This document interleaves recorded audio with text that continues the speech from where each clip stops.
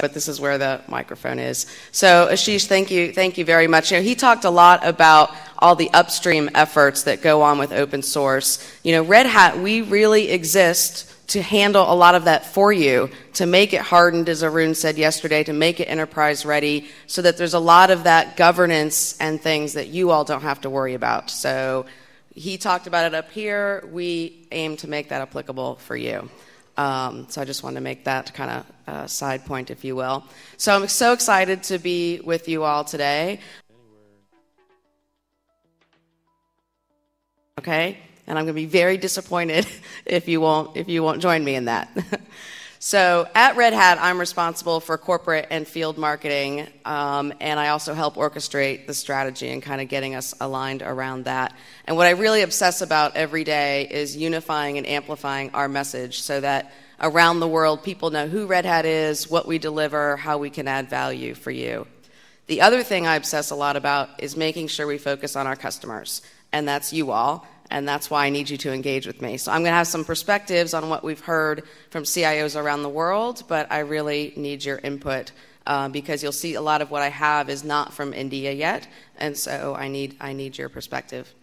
And before I get into too many details, I thought I'd back up for just a second and tell you a little bit about me so you know who you're engaging with. So I started my career, and I'm going to age myself. If I'm lucky, I look younger than I am, but you never know.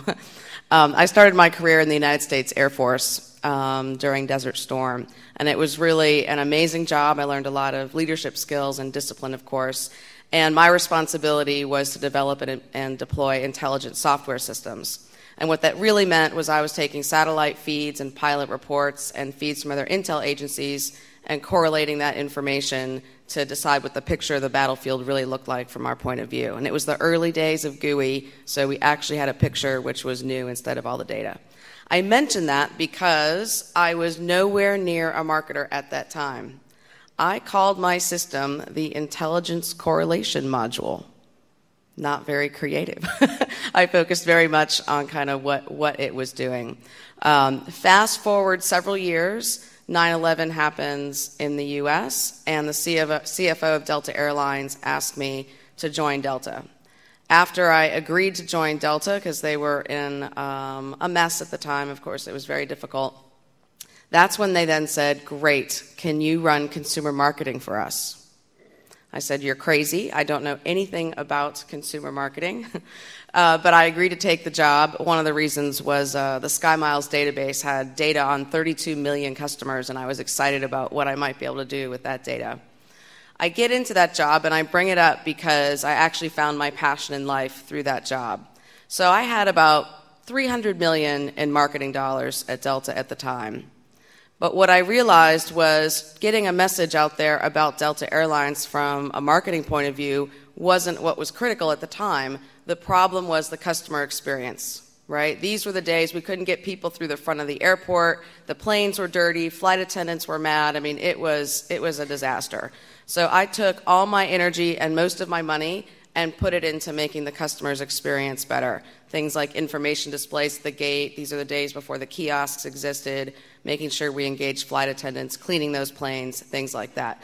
So the rest of my career from then on has been all about making sure companies never forget why they're in business, because it tends to happen, right? Especially technology companies. We get so busy creating that we forget about the needs of those we aim to serve. So I spend a lot of time on that.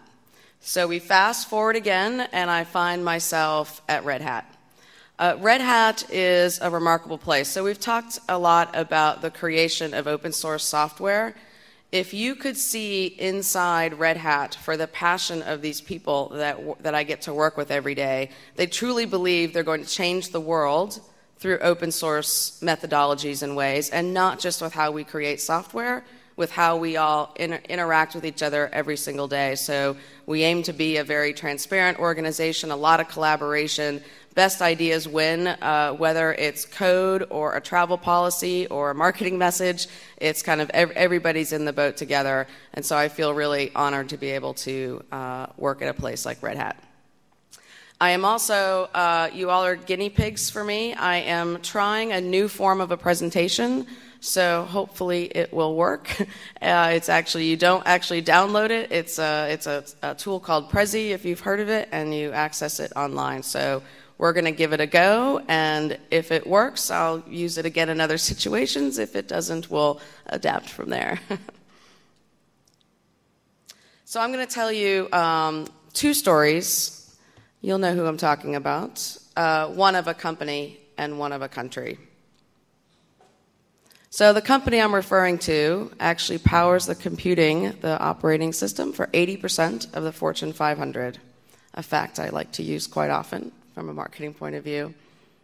The country I'm talking about, IT and business process outsourcing, are now forecast to drive 7.5% of the country's GDP in 2012. This company's revenue has grown at 4 times the compound annual growth rate of Microsoft over the last 4 years.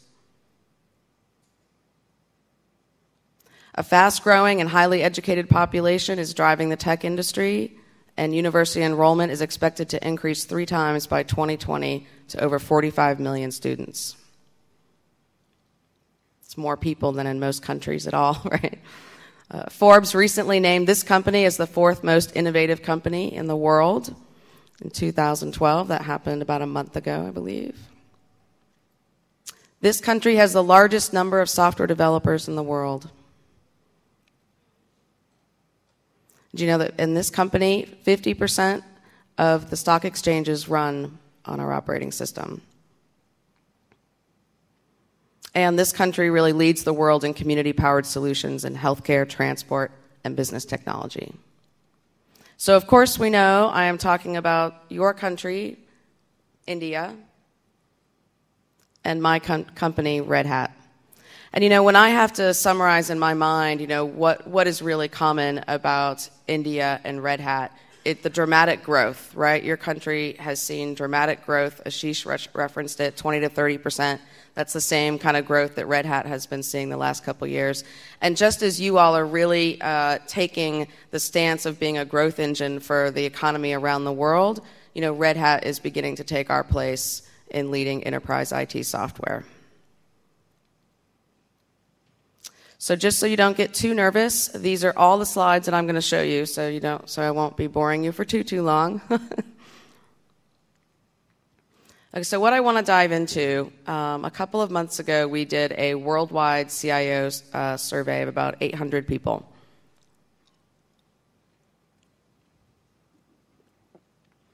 And after we did the survey, we did an online panel with about 80 people, and then we did about 15 kind of one-on-one interviews. When you do that, we started to segment the market. And we segmented it into 5 different groups. You can imagine that one group of CIOs is focused much more on cost. It looks like it's about 31% of the market. So I don't know if you consider yourself one of those or not. There's a group we called solution seeking. So these are people that really look for the entire integrated solution when they're setting up their architectures. We think that's about 15% of the market.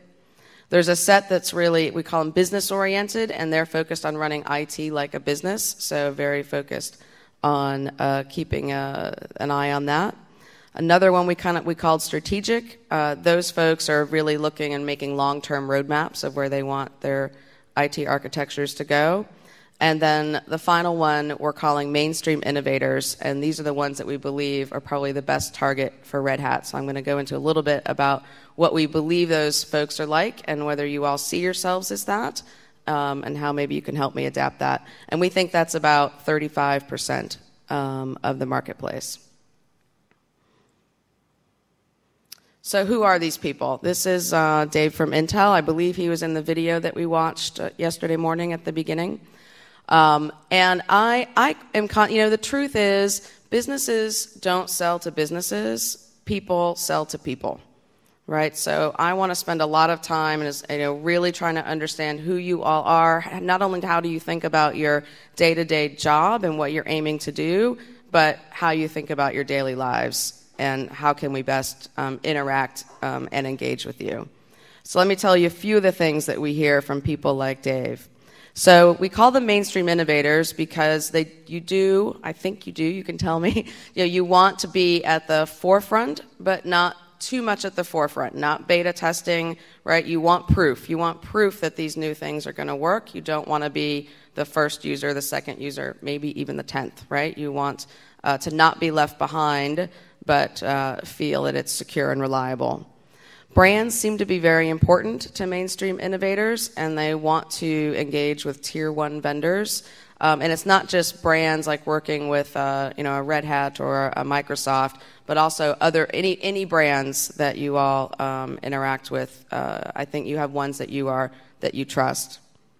Reliability, security, and interoperability are very important to mainstream innovators, which again is why I think the Red Hat value proposition fits well, because it defines who we are. It defines open source as far as being interoperable.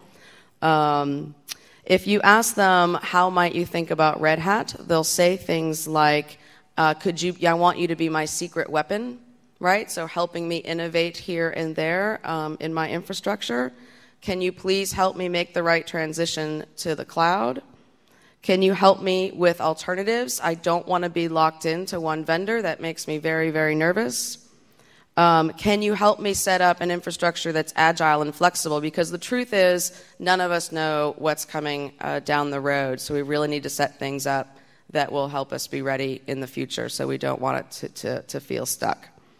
When you ask mainstream innovators who they listen to, how you decide who to work with, the first thing they say are the analysts. And the analyst they say is Gartner.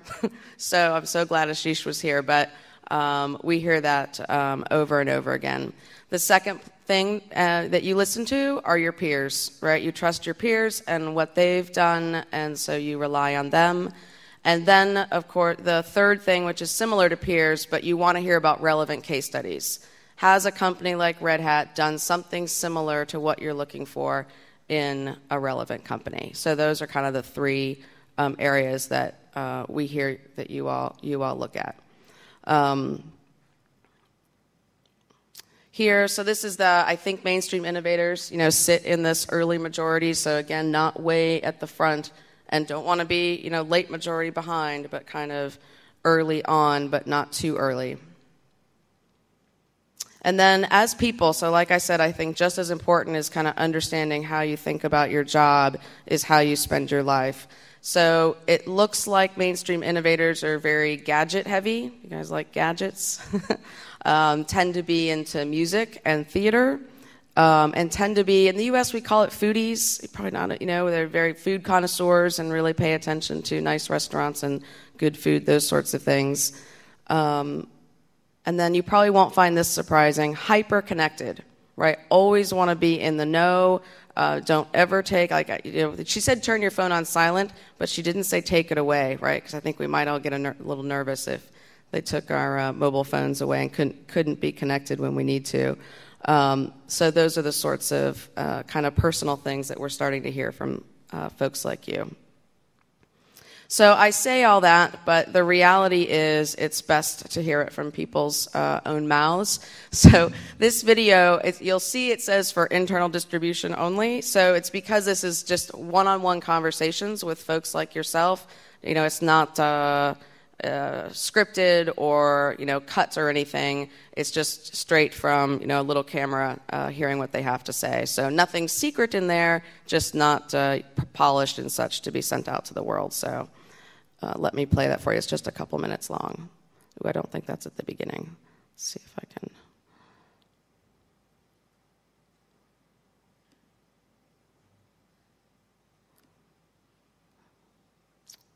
Oh, there we go.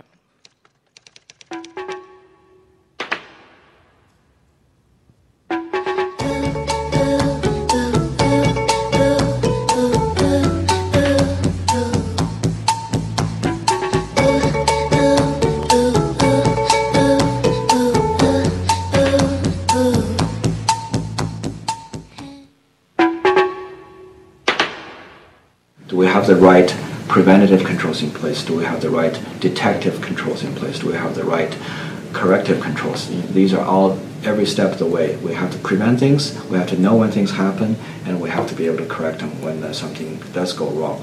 By us being in healthcare, you got compliance. You got compliance and deadlines.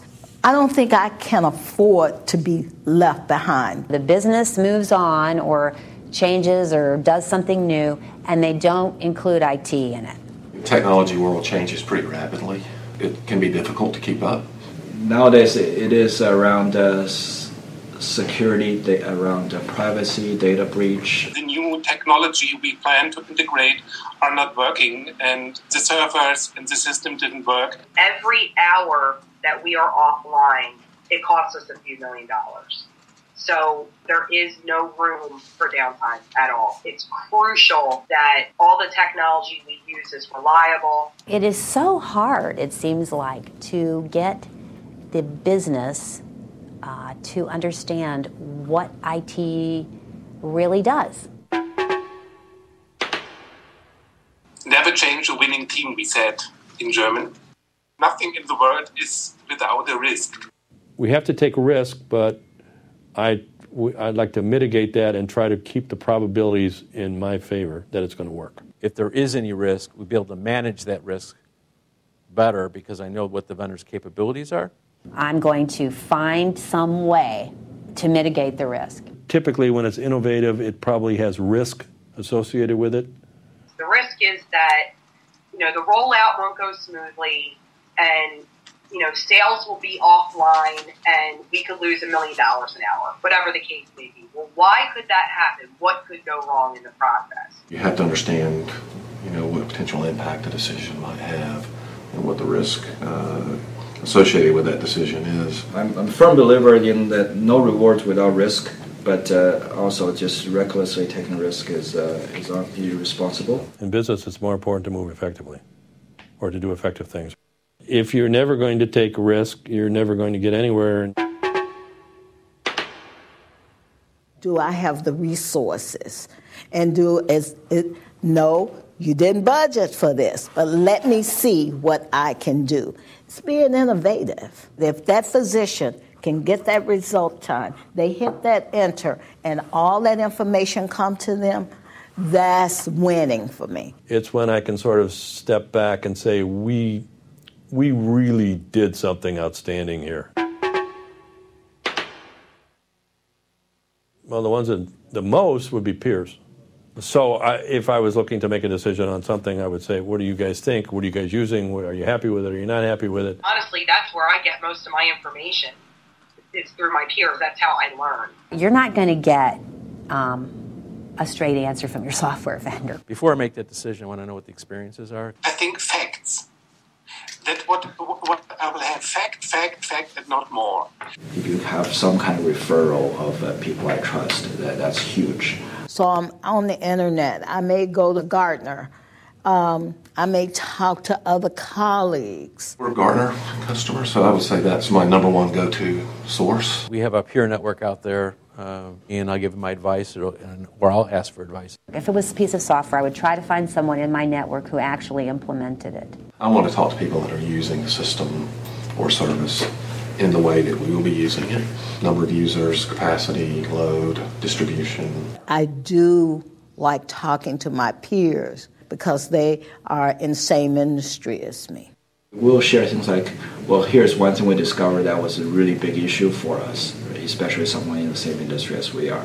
What is the benefit of reaching out to peers? Well, it's the most beneficial. They have to understand our particular challenges. It's always nice to work with the vendor you already have experience with versus one that you don't. It's about me selling it internally to the CEO or the CMO or the CFO. I'm selling to somebody along with you, so make my job easier. I feel that they can show me their reference and their proven results. I'm from Missouri, right? Kind of show me. So give me a couple examples. Just tell me what's the bottom line. Proven is proven in my geography, in my industry, in my situation. I may make that other vendor that's less well known go through a lot more in order to manage those risks if I decide I want to go with that vendor. because you may have that small vendor out there not well known and delivering a hellified product.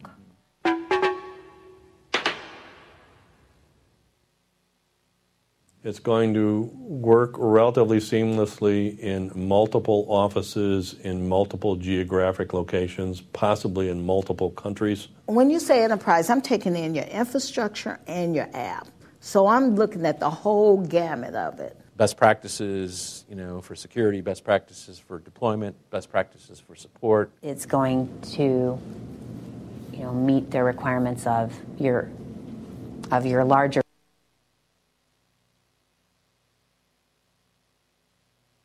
It's downloading. Uh-oh. First glitch. I ask you for your feedback on that because you all were not represented in those one-on-ones, so I want to get your feedback. When we did the survey, have you seen these word clouds before, right? And so what happens is you say, if you could use one word to describe Red Hat, what word would you use? And Linux comes up hugely. Now, this picture is actually a brand and a marketer's dream. So when a company gets to almost equate a category, right? So you get Red Hat equaling Linux. In the US, this is like tissues equaling Kleenex. We don't call them tissues, we call them Kleenex, which is the brand. It's like the plastic bandages, we don't call them bandages, we call them Band-Aids, which is the brand. So it is common for Linux and Red Hat to actually be interchanged, which is amazing. The other very cool thing about this chart compared to all the other companies that I have been in charge of marketing for, usually there's some negative attributes, right, that kind of stick out. You can imagine when I worked for an airline, there were definitely some negative thoughts there, and I also worked for a mortgage company once, so some negative thoughts there. If you look really closely, I mean, there's, free, which maybe from Red Hat's point of view, you would say, well, we're not free, and I think somewhere the word cheap might be hiding. But all in all, open source, of course, innovative, technology, reliable. Now, going forward, of course, Red Hat, now we have 5 product lines. We are much more diverse than just Linux. And so I would love for things over time, like open hybrid cloud, to come in here, middleware, virtualization, enterprise ready, those sorts of things to really start to pop out. But it is our foundation. It will always be our foundation. I kind of think of it like, with Oracle, what do we say when we think of Oracle? We all say database. Even though there's, thousands of other things they deliver, but it's still their core is still database. So that's how I want to evolve Red Hat. We started with Linux. It is our foundation. It is the foundation inside all the other product lines, actually. It's always there. So we just need to kind of broaden, you all and others kind of understanding all the different things that we can add value on. So with that said, can you all pull out does everybody have a little survey type thing? It's really simple. It's not long like yesterday, I swear. We're going to do it real time if that's okay. So what I'd like you to do, and then we're going to chat about it for a minute, if I can get somebody to do that with me. So on the first page, if you could look at this list here, the challenge you face in your business today, and there's operational complexity, high cost, etc. How much of an issue is that for you? So 1, it's irrelevant, it's not an issue in my business today, to 5, it's actually very relevant, and it's something that you think about all the time. So if you all could take a minute and fill that out for me, and I am going to ask to collect these at the end, so if you could actually fill it out, it'd be great. You don't have one? No, he's looking for a...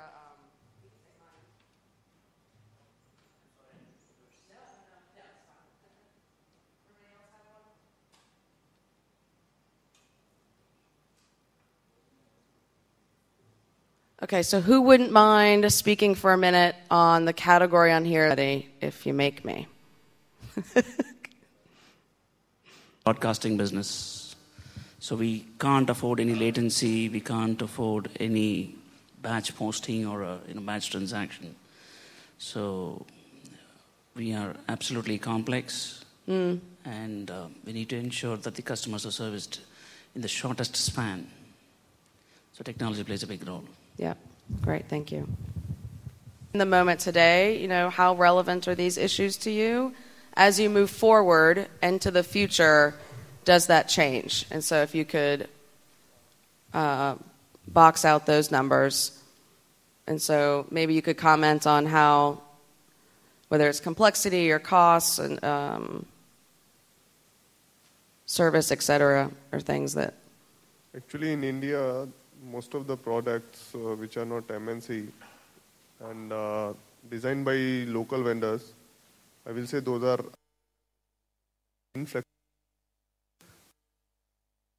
standards and just delivering the products to you. Okay. I'm sorry, and that's something today and looking into the future? Yeah, is that what you mean? Yeah. I feel that open source is the things which is really following the standards, and we can go with that. Yeah. Thank you. Thank you so much. Okay, if you go to question 3. Next page. Now I'm asking you to rank your priorities as you decide to invest in different solutions and how, and 1 through 7. Now I don't have it in front of me, but I think 1 being most important, right? That's the most important factor. 7 being the least important factor.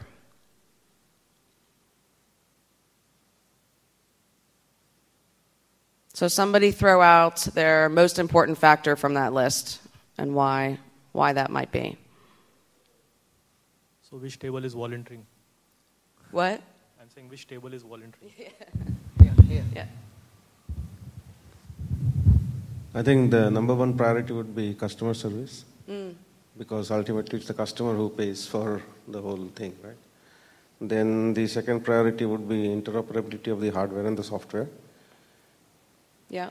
Tell me a little more about how you think of customer service, like what that means to you. Like basically, I'm from Times of Money, and we run an online portal for money transfers, and we also do payment aggregation. So since it's a real-time transaction system, one is the whole user experience on the portal, then second is the speed, and then since there is a transactional element where you are capturing customer details like credit card numbers, data security, the whole assurance to the customer that what he is doing in the site, he will of course get the goods delivered, but at the same time, the data which he is keeping with us, that's safe and secure. So all these things somehow we have to convey to him through the portal and through the service and through the interactions he has with the help desk. So all these are different aspects of customer service which are relevant to the business. All right, great. Right, so you would ask that Red Hat focus on such things, right?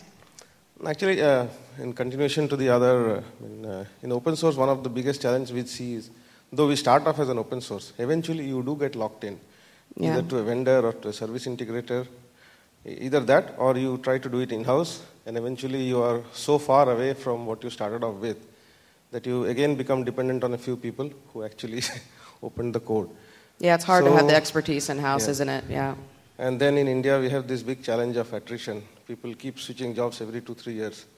So I'm still trying to figure out how open source would work in this environment. I mean, you are either locked into a vendor or to your own developers. Right.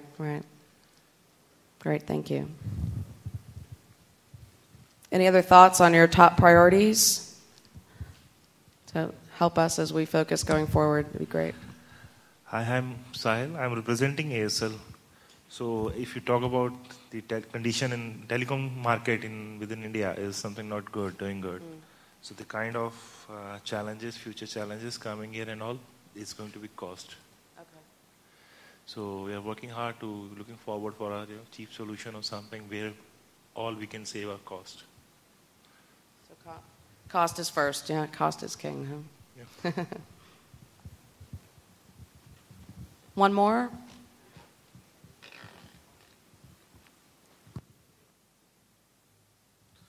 Hello. Yeah, I'm Shamim. I'm a part of Tata Communications. My first any product has to be compatible with any other products. Okay, that is the big challenge right now. Okay, whenever whenever the product is launching, okay, they are working into the silo. Okay, they are having their own roadmap and interoperability with other product of different vendors is one of the big challenge. That is what I'm looking for. Has to have an integrated solutions with any other products. That is one. Second, your delivery model, implementation process. Okay, thing is that business demands getting changed very dynamically.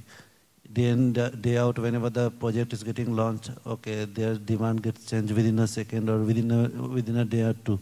Okay, so implementations within time, or you're changing, adapting their demands within time and implement it in a simple manner. That is one of the second attributes what we are looking for. Third, of course, is cost. Okay, business, always, yeah. So thing is that okay, business demands okay to reduce cost as well as improve quality. So this is one of the thing okay we need to focus upon. Wherever okay, it's not just reducing cost. Okay, keeping that quality intact. Quality has to be improved along with. Great, thank you. That's all. For you, times of money. I like what you said. The question is twofold. One is, I would think that the barriers to entry in open source software, given the cost constraints that you were talking about, etc., are lower than barriers to entry elsewhere. Barriers to entry are also lower because of standardization and so on. I would think for the same reasons, barriers to exit, vendor lock-in, as you said, are also lower because you can get the same stuff on an open source basis as well. So you keep doing it forever. Okay. Right. It's sort of lesser of the two evils, which is the better of the two not so good worlds? Is it proprietary lock-in or is it open source? That's sort of the question to you. Even talk about cloud, can end up to be the mother of all lock-ins anyway. No, the point I was trying to make was, yes, you're right. The initial investment might be lower. But over a period of time, because of all the other things, so if you look at only the software cost, yes, you may be right.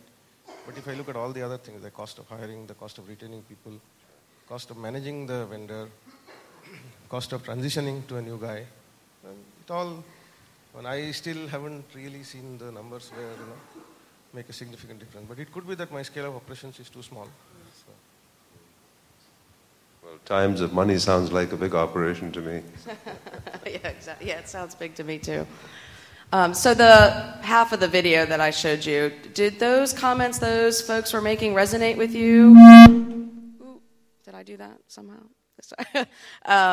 What's different? Like, what do I need to know? So if I'm using what they're telling me to describe how you all think, is it accurate? Is it different here in India? Because you all weren't represented there specifically, so I want to try to understand, are there differences that I don't yet realize? Is it close? Yes? No? Not? Yeah? Nothing? Even just this. Like I just want to know if I'm in the ballpark of understanding you all.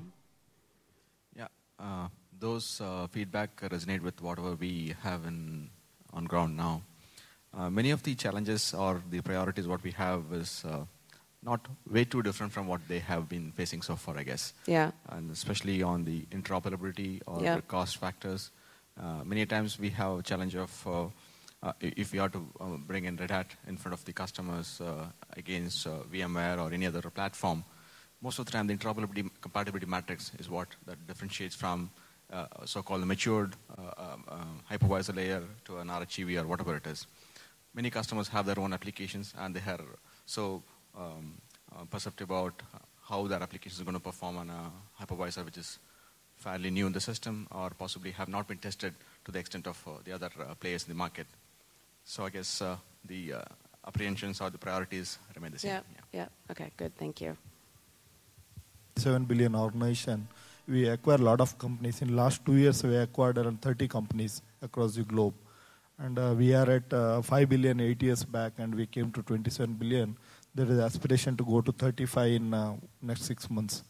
And what is happening when we are acquiring a new company? They come with a lot of legacy systems, hardware, software, how to integrate and how to bring under one global architecture. That is one of the major challenge we face today. And yeah, so that is one of the major challenge. And when we are rolling out the policy, means whatever policy I can install at one country, I can't roll it out another country because of limitation on hardware and software and culture side also. These are all challenges we are trying to overcome. See, what we have done in when we are rolling out SAP, we have created a template-based approach. Means fitment of this template may be 60% or 70%, 80%. We are trying to fit as much as commonality in SAP and other processes, so that when you are creating a global shared services kind of organization from India, so they can support seamlessly.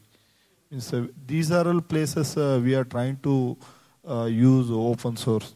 And the second example, what I'm sharing is that in our IT tools, means we have 3 data center across the globe. All the data center monitoring it's happening from India through a NOC.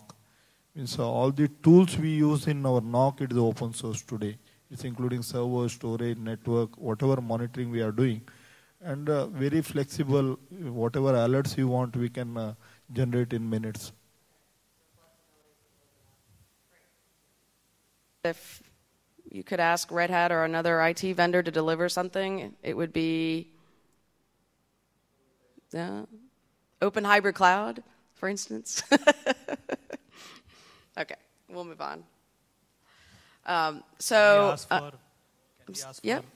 we ask for Red Hat shares? What? Red Hat shares. Yeah. Yeah, exactly. Sometimes, because I'm little, sometimes I say pixie dust. Like Tinkerbell and Peter Pan. So, of course, we realize you all have lots of options, and you have, your infrastructures today, and Arun was saying this yesterday, and we don't have this notion that people are going to rip and replace and suddenly everything's going to be open source and Red Hat. We want to really focus on enhancing and extending your infrastructure and helping you set up your architecture for the future, to not be locked in, to be flexible for what's coming down the pike. As you acquire these new companies, being able to integrate and connect with different aspects on the stack underneath, different operating systems perhaps, et cetera. So don't think that's kind of where Red Hat is aiming to go. We're aiming to kind of help you extend, not replace what you have. So I mentioned that we were talking with CIOs around the world, and of course our aim, here while we're here these 2 days, is to understand you all and your market much better. So actually, Ashish had some of these on his list. From where I sit, these are some of the unique attributes to India compared to other countries that we interact with. So the marketplace, of course, is highly competitive. We talked about these kind of low barriers to entry. So I think that's relatively unique in India. And Ashish mentioned, SMBs is actually a much larger slice of the overall pie than in most other countries. And so I think, as Red Hat, we need to think about their needs that might be different. And they're just getting going. So now we're not talking about big infrastructures and how to extend. They're actually trying, how to create a relevant infrastructure for them. And then with, we've brought it up several times with projects like UID, I have not seen a country that has the government supporting innovation and open source like India does. So I think that's unique. And then technology hubs are flourishing. What I mean by that, in most countries, and the U.S. included, technology hubs are 1, 2, or 3 cities of the country.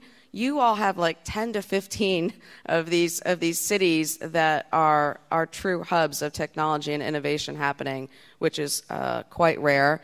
And then, of course, the industries, which a lot of you all sit in, telecom, finance, and retail, are really driving a lot of growth. So these are kind of some of the categories I thought made, India different than the rest of the world in this space. Does those sound right to you all? Am I missing a big one? Or yeah. Sorry, I know the microphone thing makes it difficult. I think you're missing a few big ones. Yeah, no, thank you. Although in words, although you mentioned things like UID project, one thing which you're missing is scale. Often, if you look at telecom companies, there are multiple telecom companies supporting over 100 million subscribers. So the kind of scale that they're dealing with is the largest that you've seen, much larger than what you see typically in the West. Yeah. Again, often the price point is very different because, again, telecom companies, for instance, offer their own services at very, very low cost points. Therefore, IT itself has to be extremely cost efficient. So that combination of high scale and cost efficiency really drives a lot of makes your job really hard. Or fun. Or because, fun. In my previous job, again, with IBM, there were a lot of very interesting things that some of my colleagues did with the likes of Bharti Airtel and so on, this whole combination of large scale and low cost point. The other thing which is different is you can think of it as lack of adequate infrastructure. So often you require very different kind of solutions. So because of this absence of landlines and so on, not enough landline phones and not enough of that infrastructure, there's been a much greater adoption of mobile right from the beginning in India.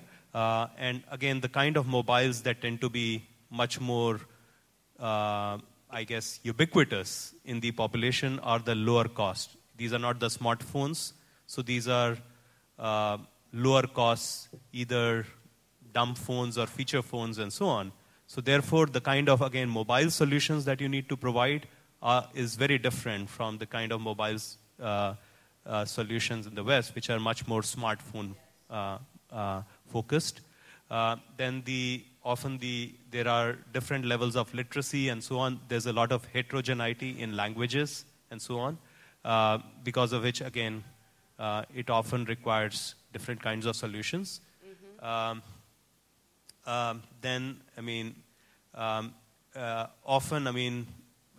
I could go on and on, but I've just covered a few of these. Matches with what you were just saying. So because of all the things you were just talking about, I think the complexity that you all have to face is extremely high. And allowing employees to be able to work anytime, anywhere, access any data, right, I think is more and more becoming something we need to focus on. And yet everything still needs to be, of course, secure, and people, how they access their data and such. And then implementing multi-vendor solutions. The days of one company handling everything for you are probably gone. I actually relate this to my job as kind of a CMO thought, which I think a CIO might think. So previously in marketing, CMOs would hire one big agency, right, a Leo Burnett or Ogilvy or somebody, to pretty much handle all their marketing activities, all the channels, whether it was events like this, PR, placing ads, online, all those sorts of things. But the reality now is that the expertise is becoming much harder to get. And so I have found that in order to deliver best-in-class marketing, you need to get a social media expert, you need to get the PR expert, you need to get the online expert. And that is how, I'm able to deliver better marketing for Red Hat. But what does that do for me? Now my life is more complicated, right? So now I'm the one that has to try to pull these things together. You have to demand, in a sense, that vendors work together. I've had, a lot of agencies, and I don't know if you say this to your IT vendors, but I'm like, if you are not willing to collaborate and sit with these other companies, you're not part of my team. It's just not going to happen. But it takes a lot more energy to make sure all of that gets aligned and everybody understands the vision and where you're headed, because otherwise you're gonna have a mess. So I can imagine that might feel like that to you all. So you want best in class. You want to be able to deliver the expertise in these different categories. No longer want to rely and put it in the hands of one company, but yet that's going to take more energy kind of from you and from your team. And then the last one, I think this is, kind of the differentiator maybe of this segment we're calling mainstream innovators compared to some of the other segments, is really focusing on making sure IT is delivering an advantage for your business so that it's not just a cost center, right? It's that you are aiming to deliver these things so that your company has an advantage in the marketplace. Do those sound like things you all are thinking about? Yeah? Because that was so helpful on the other one. Any thoughts here on big ones I may be missing?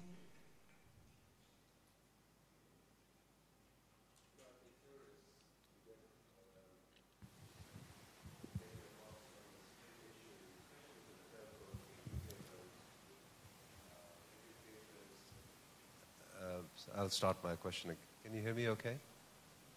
So I'd be curious to hear your thoughts, given the size of the company, the diversity of the country, curious to hear your thoughts on this whole idea of the digital divide.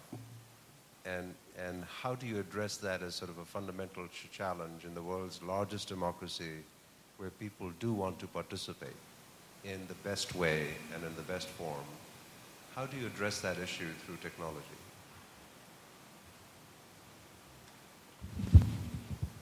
There is this digital divide. The fact remains that, a simple mobile has already become almost ubiquitous in India. So if you can start to exploit that. So examples are things like banking. Still formal banking is only used by a relatively small percentage of people. So if you could only come up with effective solutions that allow you to really do effectively banking at a very, very low cost point or price point, because again, a lot of these people, they would still have relatively small average bank balances and so on.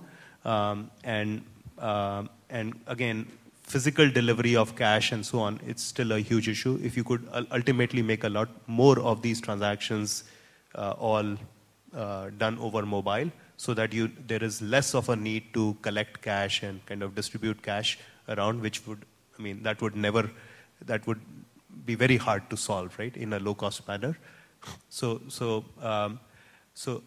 I think likewise, education, healthcare, those are big problems as a country. Education, again, the only way forward I see is ultimately through really leveraging technology, because you have to start with the assumption that the number of good teachers is going to be very, very limited in the country relative to the number of students. So those good teachers, and there's a lot of very good content getting created everywhere, right? There is, in the US you see Khan Academy, Coursera, edX, and all of those initiatives. And in India there is this NPTEL initiative. So there is good content being created, but how do you effectively propagate that content, again, to the masses? That's a huge issue. Again, healthcare, there is going to be, again, if you can make access to information and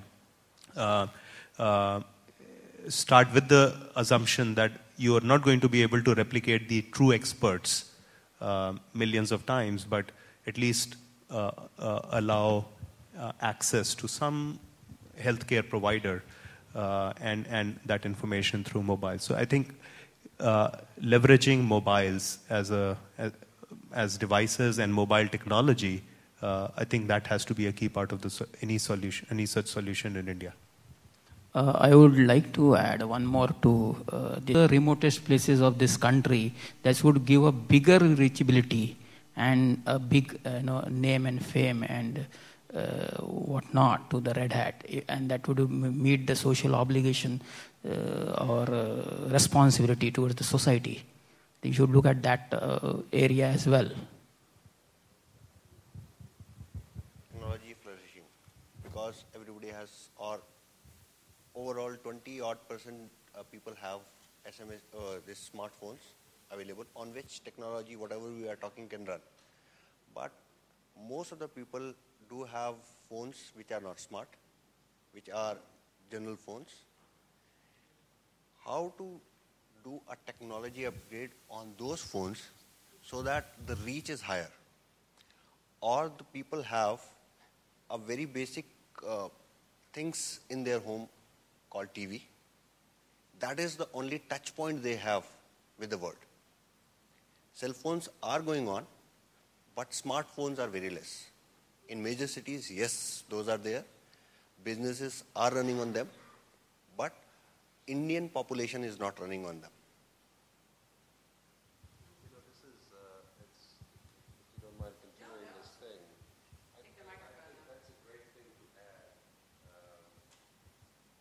That's a great thing to add in terms of what makes, can you hear me all right? What makes India unique? This whole idea of how do you address as an opportunity the digital divide and get even more collaboration with this great creative country that we have here. There was a gentleman from Hungama who was here. I don't know where he is. Yeah. So, hi. So we were speaking yesterday. In fact, Kush, you're better off speaking to this point than I am. He was giving examples of your point about both your points about mobility being an access point. He was talking about Bihar, which has the lowest penetration of mobile phones. I think Bihar was the state, but the highest penetration of video per capita through mobility, and using those kinds of ways to get, to address this issue. Could you comment on that? Yeah, actually, hi, I'm Raghavin from Hungama.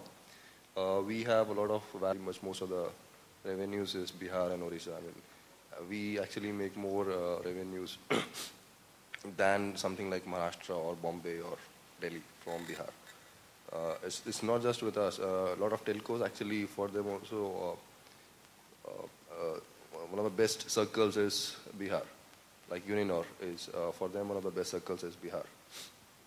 And it's pretty funny because Bihar as such and Orissa as such, they have the lowest penetration for television or something like broadband, say to speak. So, okay, sorry. So, yeah, so we keep... The solution of some of these large problems is a good one. It would be great if Red Hat could take the lead. I'll tell you from some of my previous experience. I mean, so there are a lot of companies doing really, especially the labs based in India, are doing some fascinating work on some of these problems. The biggest problem we would always run into was this whole sustainability and lack of fitment with the business model of your parent corporation. So I'll give you examples of just a couple. There's something that was developed at IBM Research called Spoken Web. This gentleman talked about, we have a big problem in India, very few people use smartphones. It's not a problem. I mean, so the team came up with this concept of Spoken Web where you could create voice sites with hyperlinks from one voice site to another, and the corresponding invention of the hyper-speech transfer protocol, analogous to HTTP, through which you could traverse this whole web of interconnected voice sites and do transactions, get access to information, and so on, using spoken content in your local language. The big problem that certainly we ran into at that time was, one was for the parent company, it sounds very alien when you're talking about technologies which only work in countries like India or countries in Africa and so on, and do not make that much sense for the established parts of the market that they are used to. And the big problem that we were running into in India was somehow we still haven't, we don't have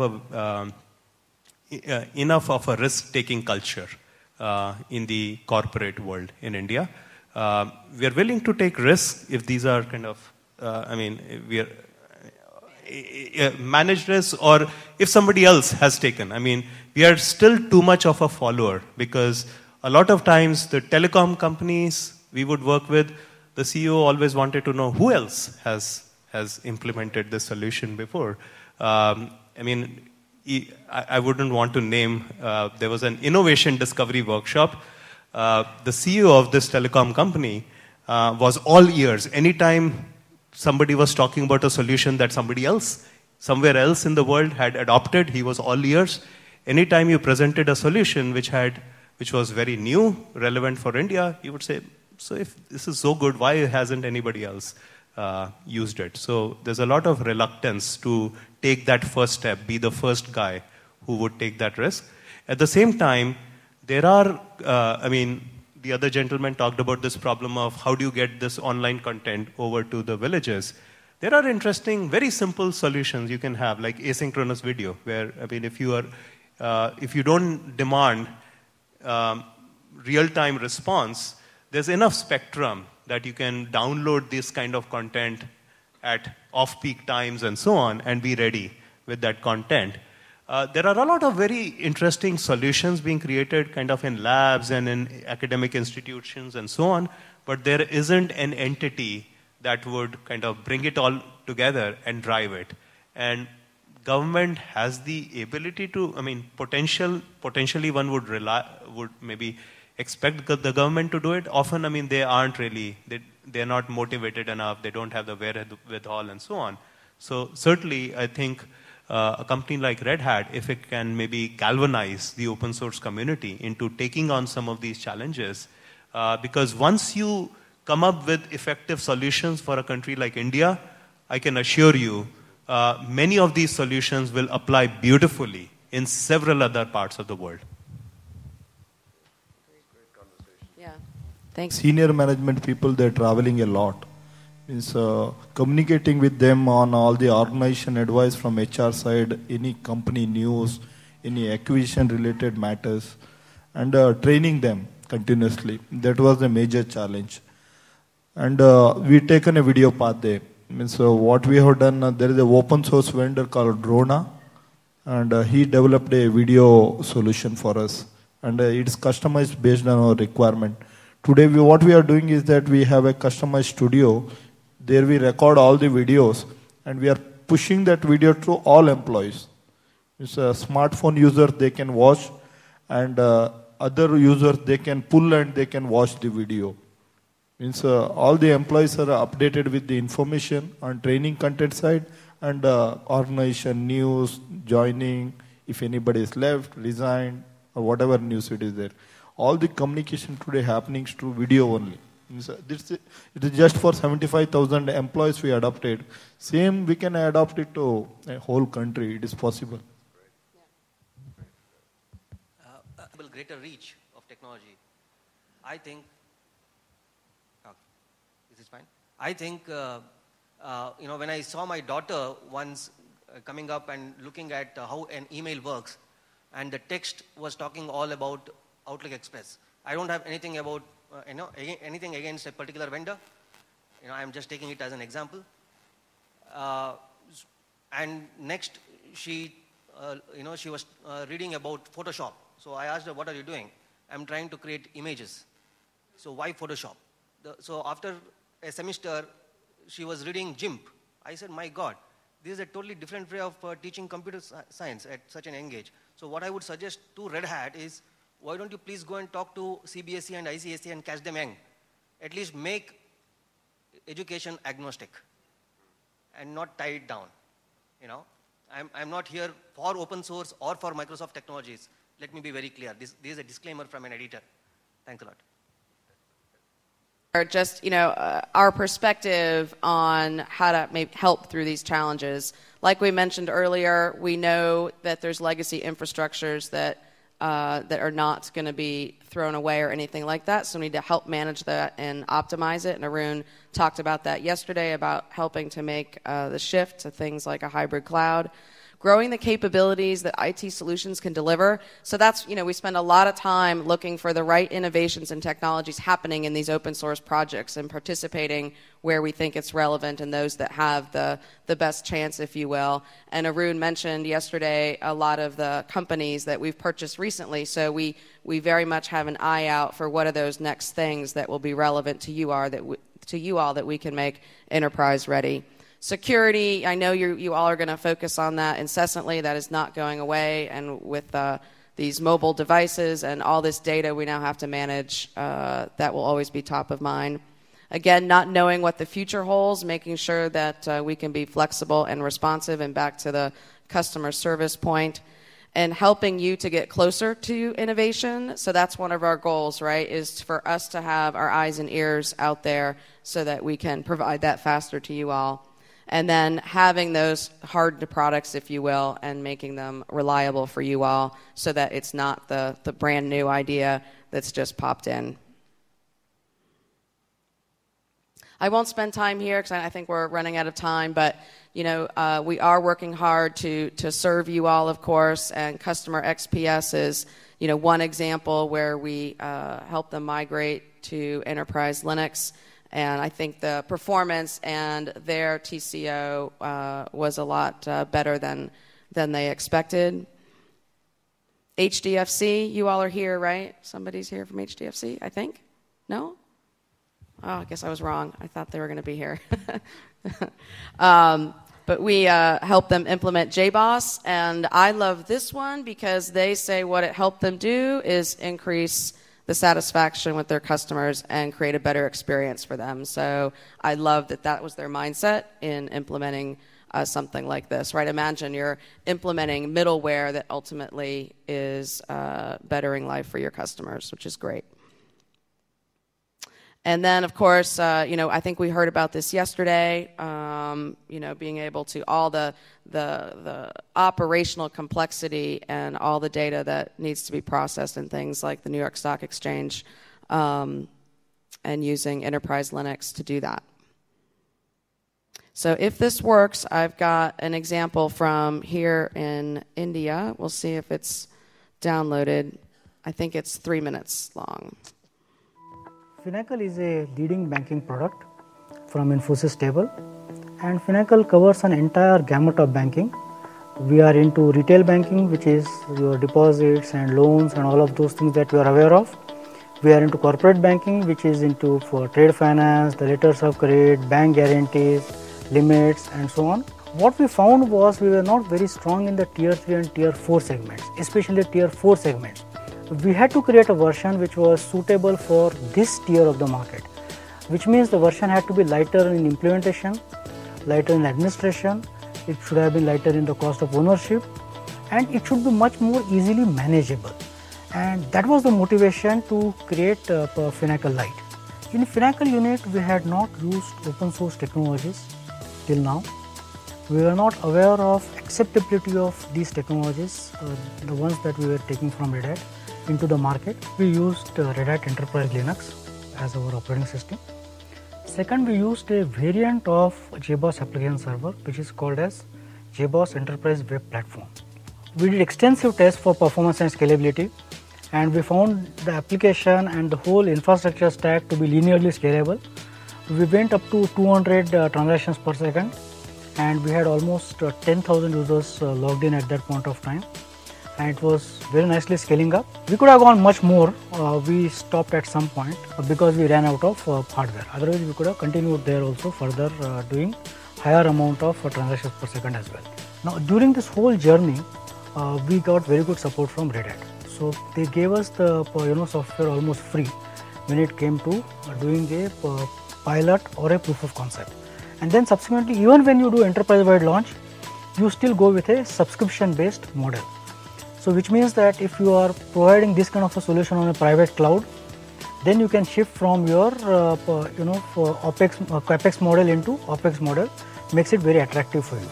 They have very matured product offerings in this space of enterprise-wide Linux.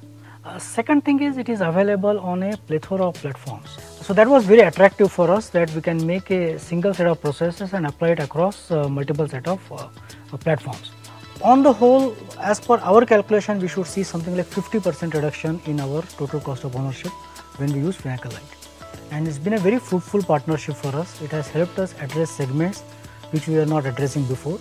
Besides all of this, now that we have got this confidence of using these products, we will look at in future other integration products also from Red Hat.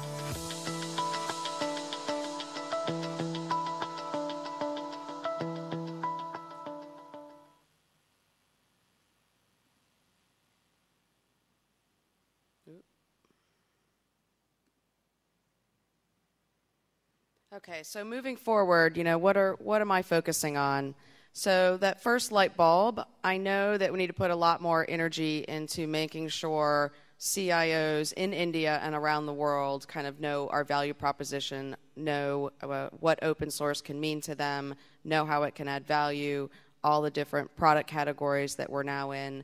And in a minute, I'm actually going to ask you for feedback on a campaign that I'm just starting to test now that I'm hoping that I'll be able to use globally. So we'll come back to that in a minute. And then the little thought bubble, connecting with innovators. So meaning that we know as Red Hat, and this comes back to some of the conversation we were just having about, where can we add value.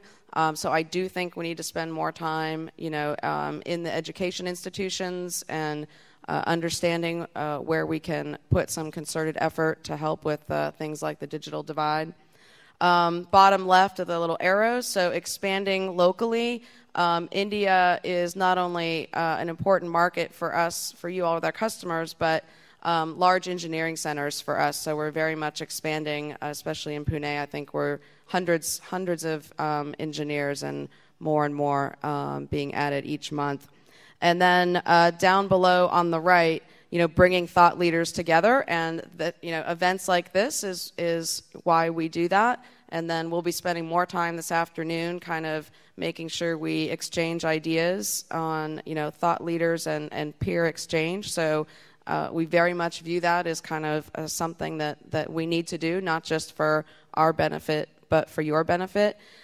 We also like to bring, thought leaders, of course, in kind of the developer world, and we'll be hosting the JBoss Developer and User Conference in Bangalore next year in 2013. I can't remember the exact date, but I can let you all know that if you're interested. So here's the ad. I don't know if you can see it very well. I'm going to have to read the words on the bottom. And in your packet, I think on the last page, in your that survey that you had, that it's not in color, but that's the one that's like a digital box ad. It might be a little easier to see.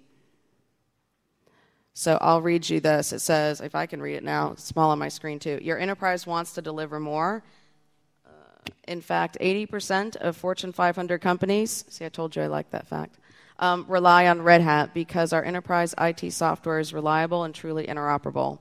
Certified to the highest security standards, Red Hat embraces and extends your existing infrastructure and frees you to do more. So that's the copy that's written underneath on this ad. It's simpler on the digital ad that you see. I think it just references the 80%. So you don't have to yell out that you hate it or love it, but I'd love it if you could write that down on your piece of paper, because that will help me.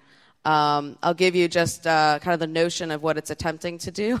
So the top is meant to be kind of the chaos of the organization around you and all the things that are coming at you. So if it kind of feels chaotic, that's kind of what it's meant to be.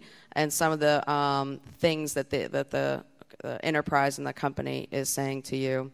I also, the research that we've done so far, because people think open source and don't connect that with enterprise ready, so we are wanting to try to connect people to make sure they realize that Red Hat is in the business to make open source solutions reliable and enterprise ready for you. And then, of course, what we said earlier about Red Hat equaling Linux. So you'll see, if you probably can't see it very well, I know you can't see it all. Along the bottom has all the categories of our products. So it says Linux, cloud, virtualization, storage, middleware, and then we added services as well, because that's an important component to support those, of course. So you understand what it's trying to do, and then you can tell me if it's something that might work here or not. So right now I'm testing it in the US and in Japan. So far it's actually going pretty well in the US. We're just starting in Japan. And then if it resonates, then we'll my plan to use it globally.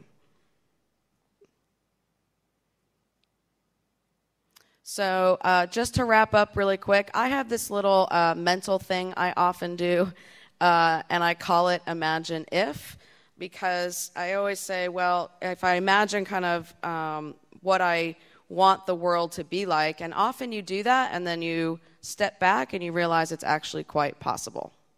So imagine a world where, inside Indian enterprises, it is relatively easy to do a combination of proprietary and open source technologies, right? That this interoperable notion of how these things all connect and work is something you don't have to think about every single day.